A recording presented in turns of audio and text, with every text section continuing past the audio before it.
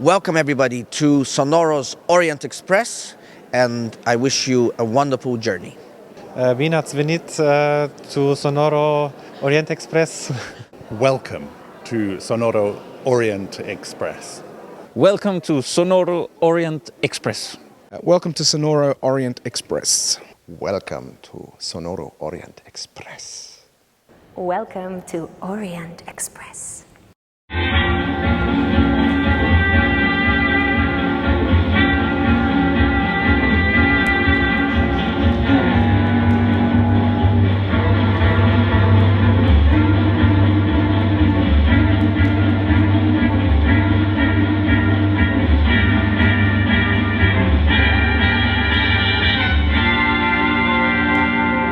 După cum ați văzut, SoNoRo împlinește în acest an 17 ani.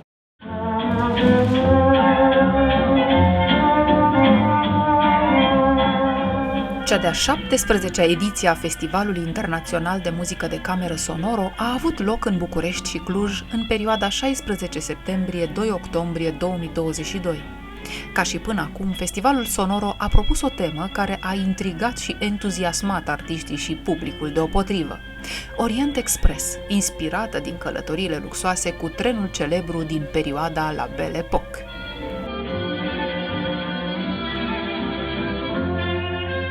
Publicul a fost invitat în această călătorie de la un capăt la altul al continentului, în trenul misterios al festivalului, pentru a fi mai aproape de muzică și artă, dar și mai aproape unii de alții.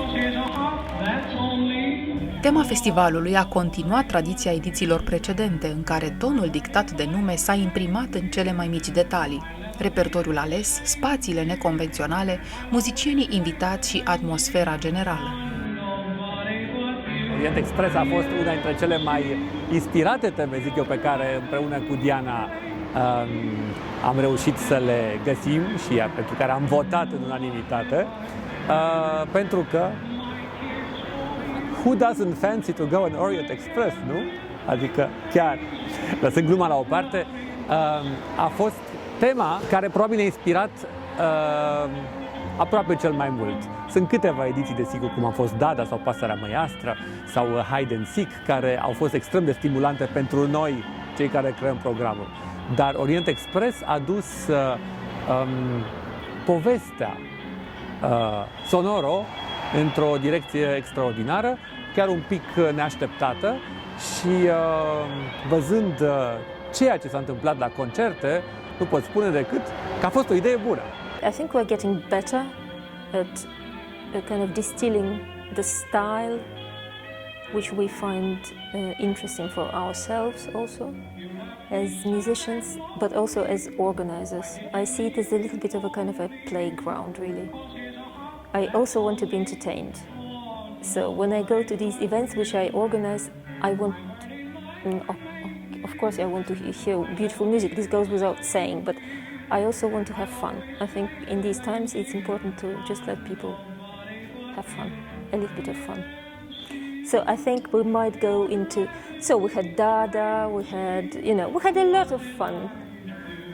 And this year is also a little bit of fun. I'm kind of dreading this moment when we will do something like Festival of Nostalgia or Festival of Melancholy. Not yet. Not yet. I think we have to go a little bit still up in a kind of fun direction. I don't know. It's just the times, I guess. Yeah. Because everyone is so worried constantly about everything. I just want to create an island where people just, have a good time rather than complain.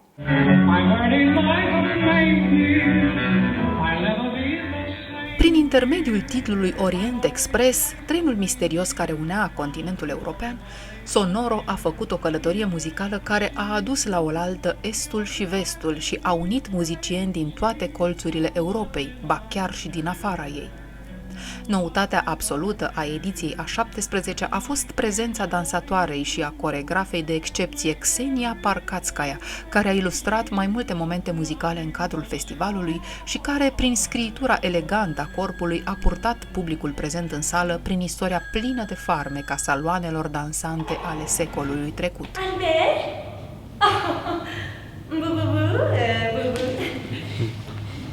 Takes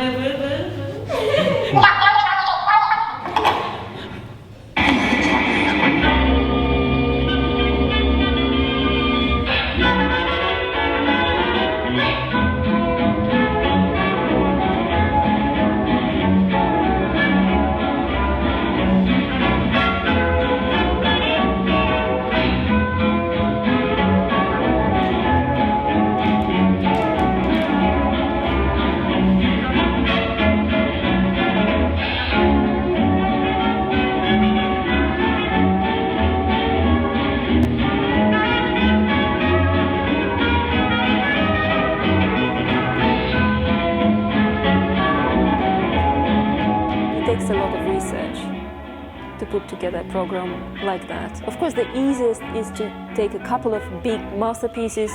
You take some Brahms, blah blah. You throw in some Mozart, Beethoven, and you invite some stars, and that's it. That's the festival. Some people see it as a festival. Well, for me, it's not a festival.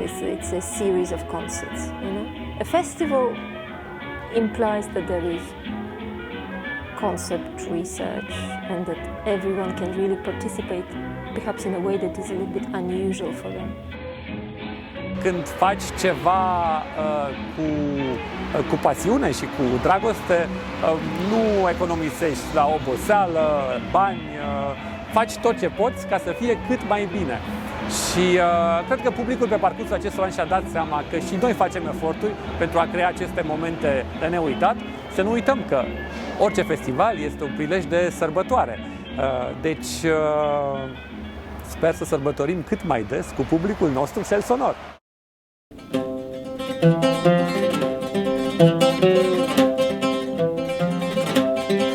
Printre artiștii invitați recunoscuți în lumea muzicală a fost și celebrul interpret laud, Joseph Tavatros, pentru că Orientul și-a dat mâna cu Occidentul, iar muzica a făcut să dispară granițele pe care deseori le considerăm de netrecut. Ce înseamnă Orient Express? Eleganță, rafinament, lux, mister, o viață aventuroasă, dar și călătorii exotice. Înseamnă și traversarea cu ușurință a granițelor prin intermediul unui vehicul magic în care se întâlnesc oameni din toate colțurile lumii, se intersectează povești și secrete, se întrepătrund destine. Ce înseamnă SoNoRo? Toate cele amintite, pentru că SoNoRo Orient Express a fost nu doar un festival cu o temă pentru aristocrații spiritului, ci și acel vehicul care a unit sufletele artiștilor cu cele ale publicului, prin intermediul muzicii.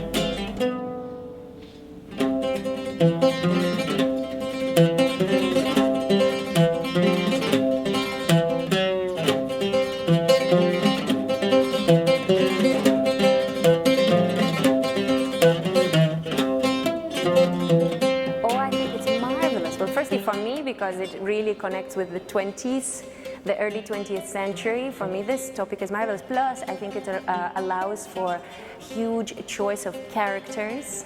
It allows for a beautiful interior. I think as well the art scene in the beginning of the 20th century, the music, the painting, the fashion, it was just so diverse and so beautiful. Well, maybe because I'm a big fan of it, I can talk about it like this. So I think it just allows for such beauty, diversity and creativity. So I'm absolutely delighted with that theme.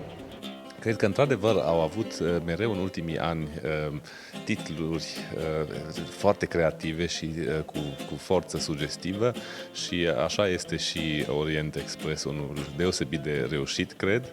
Și viața este o călătorie, nu vreau să spun ceva prea trivial, dar este, cred, chiar o metaforă deosebit de frumoasă și oferă atât de multe posibilități de a trece din spații diferite, din țări, din atmosfere diferite în altele, așa că sunt foarte fericit să fiu aici. I think there were amazing themes already. I remember the Dada edition was great also, but of course it has a lot of colors. Orient Express, of course, and it has the drive, and that's what we need. We need the drive. You know, could say every year is special, but it is. Every year the love and the detail Razvan and Diana and all the amazing team is putting in here it's one in a million. Yeah, there's so many festivals, and we grew up kind of together. We know each other so long, and it has been a fun ride, so to speak. And Razvan does it with in the most charming and passionate way, as always. And I'm so happy that I can be a part of it. This is like the most incredible thing I've ever had in my life. And I just playing music with these people at such a level like this, and they're just such good human beings. They're all fucked up. Oh, I love them. It's just great. It's just like music is flowing from, and they're so good and they're so young. And I'm getting older, but they are young and they're just beautiful. Oh man, This one's a great one because it has so many possibilities. I mean, of course, when you have a train that begins either in London or Paris and works its way to Istanbul, then you have all sorts of possibilities for music. But I like this feeling of journeys. I think music so often is a journey, and that a piece takes us from a starting point, and we have a theme that begins and it wendles its way along the train tracks to the end of the piece.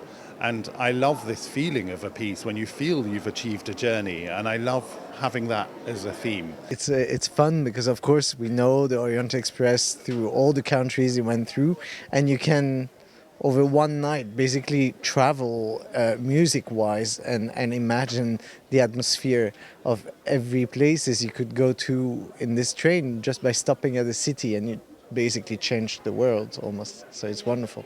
I think it's very good. I mean, they have great creativity and imagination. I mean, I could never come up with a title like that, I think, myself. So great festival. It's very exciting. We are really going through all the stations with incredible variety of music, and what I love here is the combination of traditional kind of classical repertoire with the much shorter pieces, and I think it offers to the audience fantastic variety.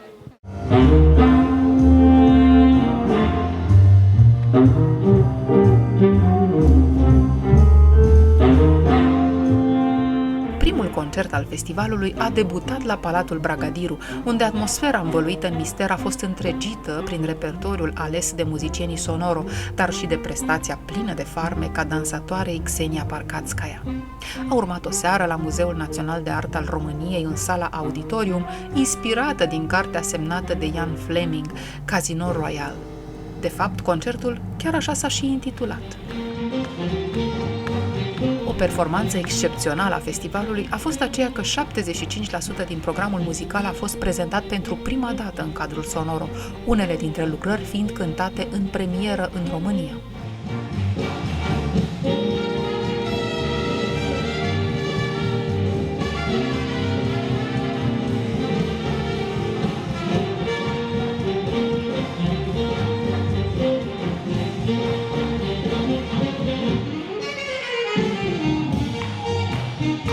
Noutățile festivalului au fost legate și de spațiile în care artiștii au performat la București, astfel încât 4 dintre concertele SoNoRo au fost neconvenționale, propunând publicului un voiaj incitant cu opriri la peroanele de la Apollo 111, Galeria Galateca, cluburile Expirat și Guest House.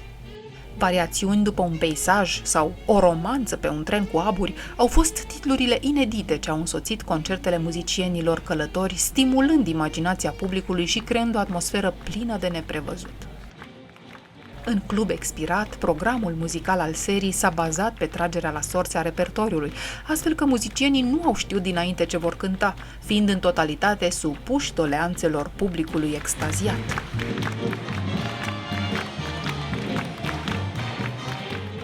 One, two, three.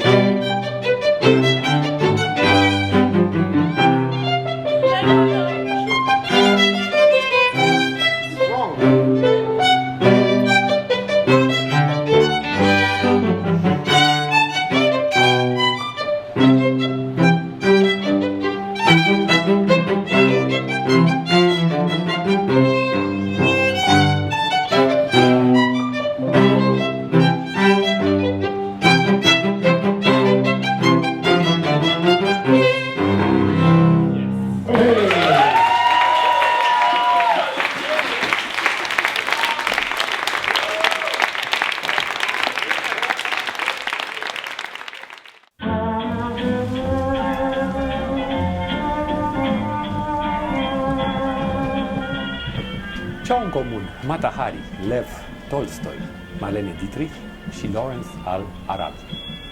Ei bine, cu toții au fost personalități fascinante ale secolului 20. Pe lângă acest lucru au fost însă și călători faimoși ai celebrului Orient Express. Au experimentat fastul și luxul acestui tren, care pe parcursul mai multor decenii a condus regi, demnitari, președinți, artiști, spioni, pieri de vară, de la Paris la Istanbul. Dar cine a fost Lawrence al Arabiei? Născut în țara Galilor în anul 1888, Thomas Edward Lawrence a fost, înaintea primului război mondial, un binecunoscut fotograf și arheolog britanic. Racolat de forțele engleze, a fost detașat în anul 1916 în Arabia Saudită, unde a creat o adevărată rețea de spionaj, de informații, între forțele hașemite și guvernul britanic. Aportul lui a fost extraordinar, talentul lui diplomatic, uman, faptul că era îmbrăcat în permanență în costumele tradiționale locale, a reușit să contribuie activ la victoria forțelor aliate. Faima lui a fost imortalizată pentru eternitate în celebrul film hollywoodian Lawrence of Arabia, ce l-a avut în rol principal pe extraordinarul Peter O'Toole.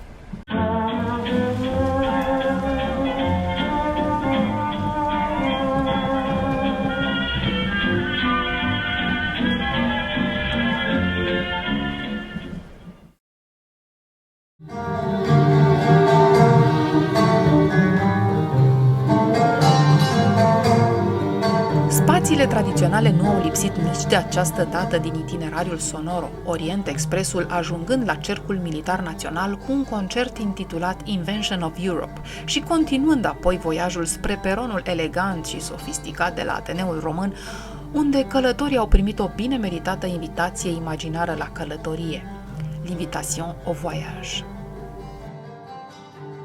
Palatul Bragadiru și Ateneul Român au fost gările vedete ale Festivalului SoNoRo Orient Express, revenind pe harta itinerariului muzical în căutarea frumuseții, in search of beauty.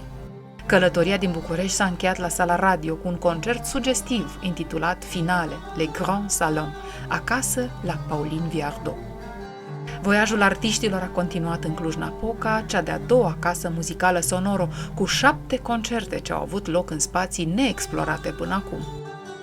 Marea noutate a fost gara din Cluj, unde SoNoRo a deschis festivalul. Apoi a urmat Julius Moll și, evident, reîntoarcerea în fermecătoarea mansardă de la Casa Boemă.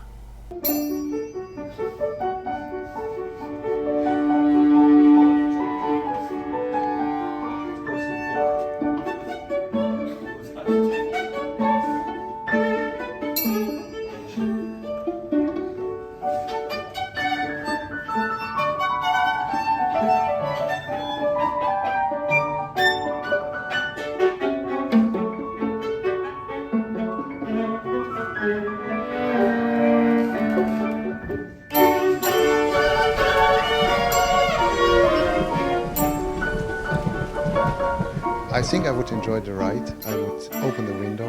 I would smell the different smells of every country. I would try to sense every country. I would try all. I don't know. I probably because of my nature, it would come food in my mind and spices, and yes, different experience of life. I would be sitting in the restaurant wagon and having a meal and a glass of whiskey. Mă văd în Orient Express vis-a-vis de Răzvan Popovici cu un pahar de vin și o cafeluță, ingredientele esențiale în festivalul SoNoRo, pe lângă muzică, desigur, dincolo de concerte. No, I just enjoy the ride. I'd like to stay away from the people, actually. I just want to look outside the window. I want a break. No, it's good. I mean, I like train journeys, and it's always my favorite mode of transport. I don't enjoy the plane so much. So the train gives you time to wander and maybe inspire your thoughts for later music and things like that. So I think train travel is very important. It's been like that for a long time, and it's inspired many musicians, and I guess I'm one of those. I think it would be very similar to how it is now. So what we would have Razvan's compartment would be the party central of the festival, and then we would just exit there to go to another compartment to play a quick concert and then go back there. The Orient Express is such a famous and elegant, like Bucharest. I mean, look at us, we're in very elegant surroundings, but a very elegant experience in a train. We haven't also yet had a murder on it, which of course Agatha Christie wrote very famously, Murder on the Orient Express. So let's keep fingers crossed.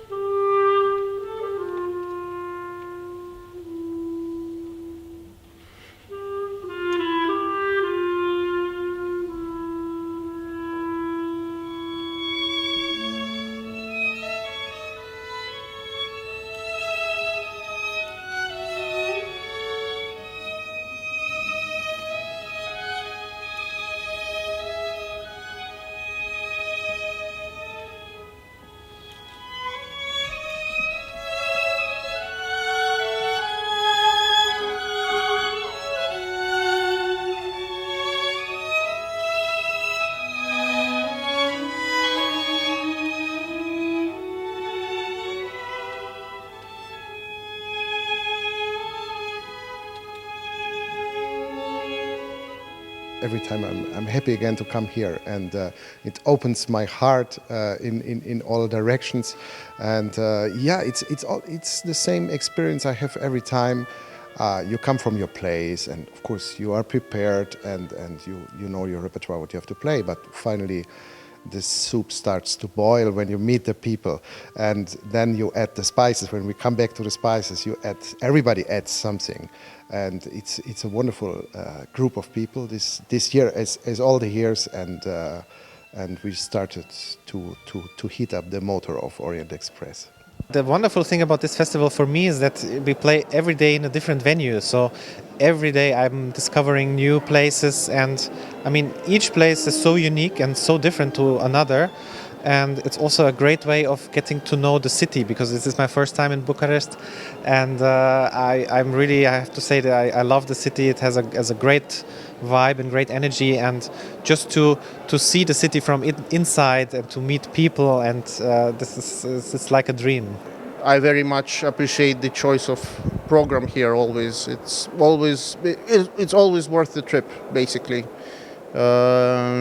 What Razvan and Diana, what they give you and how they put the groups together, it's usually it's a blend that, even if it's challenging, at the end it somehow works.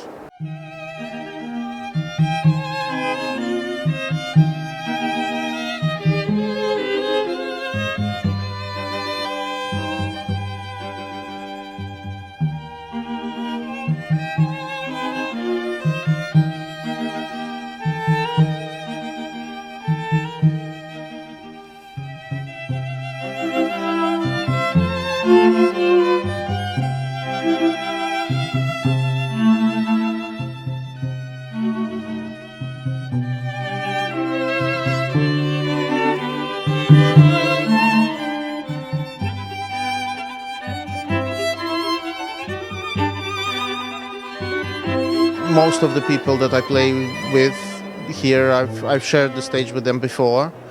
And usually, if there is an exception to that rule, it's usually someone whose company I end up enjoying very much. Yeah, because the sound is so rich and full and profound.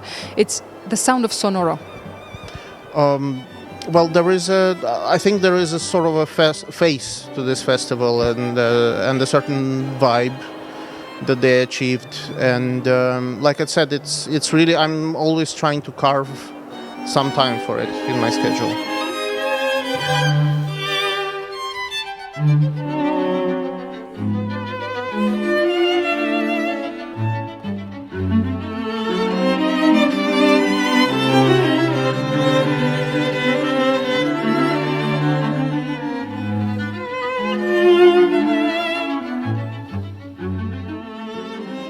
Muzicienii au fost foarte fericiți să vină la SoNoRo.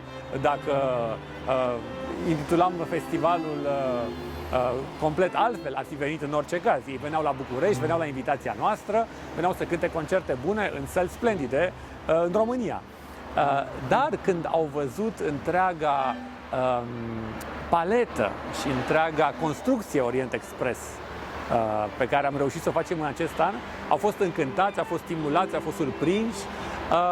Am observat momente extrem de emoționante, mai ales în seara surpriză, când publicul a tras la sos ce cântăm din Clubul Expirat, iar cu toții ne-am dus acolo, știam că vom cânta poate niște piese, teancul era destul de gros, dar nu am repetat, deși și pentru noi ceva nou, și a fost extraordinar să ai încredere în colegii cu care urma să cânți, în muzicienii de pe scenă, știai, ei vor da tot ce pot, tu vei da tot ce poți, am scăpat de frică, de teamă, adrenalina evident era din plin pe scenă, dar acolo s-a văzut ce fac muzicieni buni, ce magie pot face și cât de frumos pot să cânte, fără repetiție. Asta a fost un experiment reușit și pentru noi ca artiști.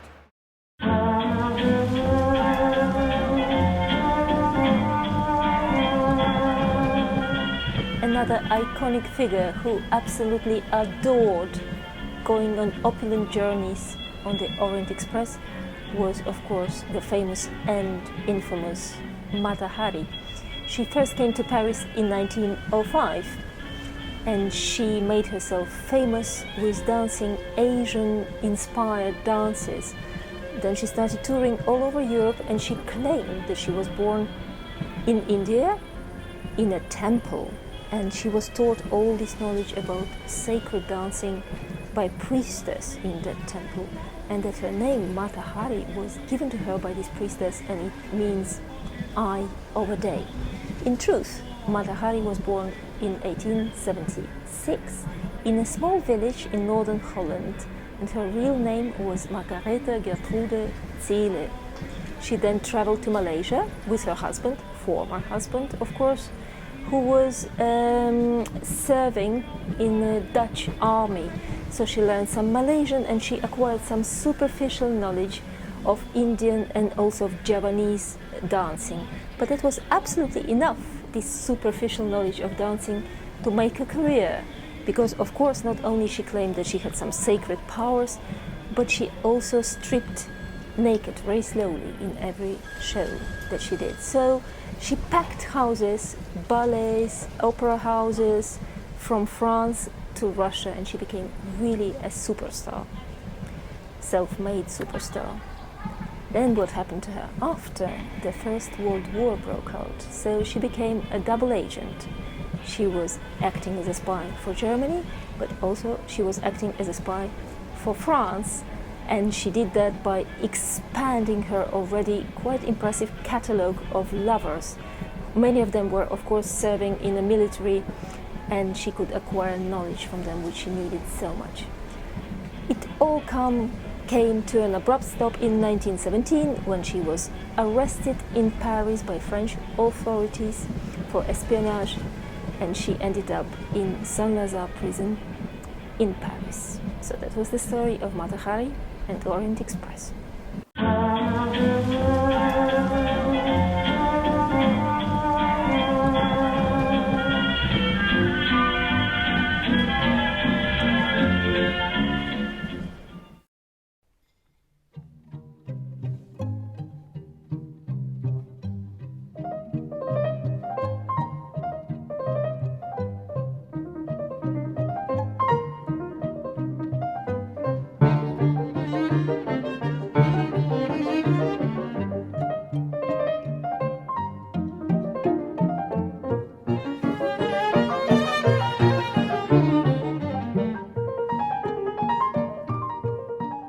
Ce înseamnă muzica la Festivalul SoNoRo?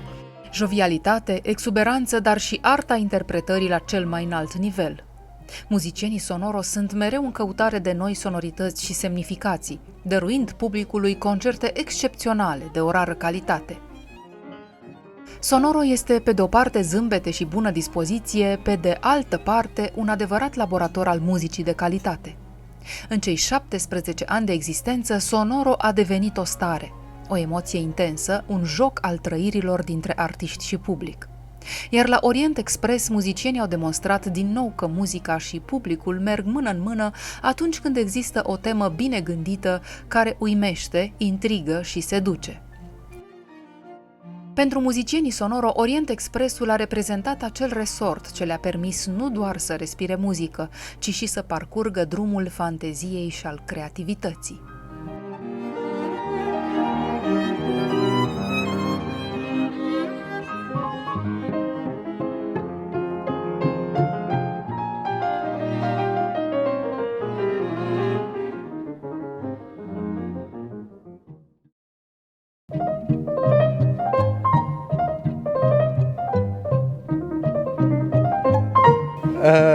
I don't know. I think what was made here was perfect, so I would probably pick the same.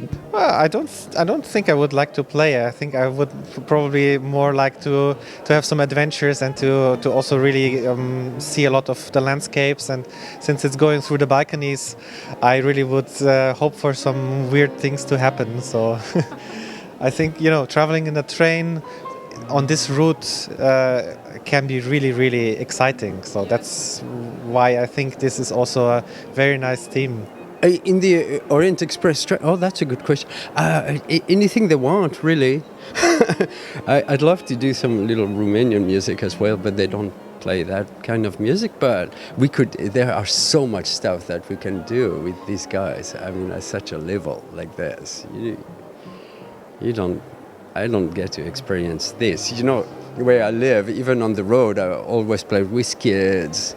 I always play with not amateurs, good people, but not great people. And that is the top of the top, man. The top nachos, the crème de la crème. Oh, we would just sight read hell a lot of music. There would be not a particular piece, and as you see, for us, for musicians, is a pleasure to for example, in the concerts we sometimes meet people for the first time, and then we play the pieces, and the rehearsal time is very short. But on stage already you feel like you know everybody, and this is so great that through all this kind of traveling and playing and performing music together, you get to know each other really close. Yeah.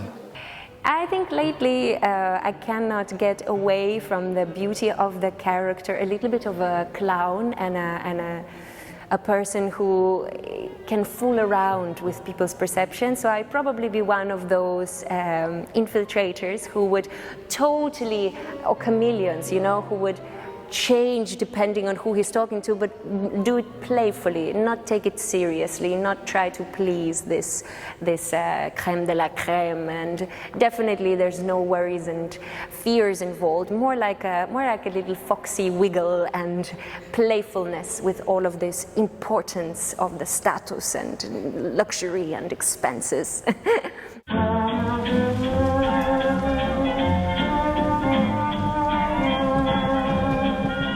Ce a făcut Orient Expressul un pic mai faimos este renumitul roman Crimă în Orient Express al Agatei Christie. O carte captivantă, plină de aventură și de suspans, are la bază totuși o poveste adevărată, pentru că în anul 1950 un diplomat american a fost găsit ucis la ieșirea dintr-un tunel, iar cazul a rămas nerezolvat. Orient Expressul ajungea regulat pe prima pagină a jurnalelor și ziarelor epocii prin prisma isprăvilor nemaipomenite și excentrice ale renumiților săi călători.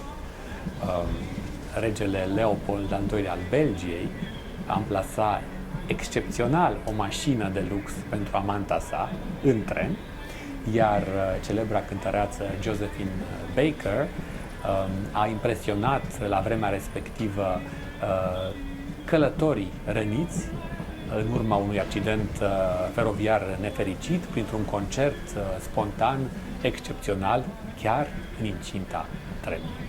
Pe parcursul întregii sale existențe, Orient Expressul a ridicat ideea de a călători la rangul de artă, creând pasagerilor săi o atmosferă memorabilă.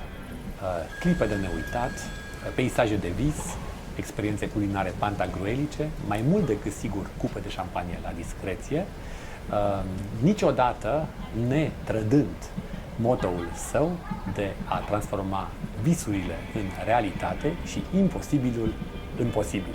Așadar, totul este posibil. Amintiți-vă întotdeauna acest lucru. Aș dori să închei povestea, dragi iubitori Festivalului SoNoRo, cu un citat al fascinantei Agatha Christie, un fel de motto care ne-a acompaniat atât de elegant festivalul în acest an. Imposibilul nu s-ar fi putut întâmpla. Prin urmare, imposibilul trebuie să fie posibil, în ciuda tuturor aparențelor.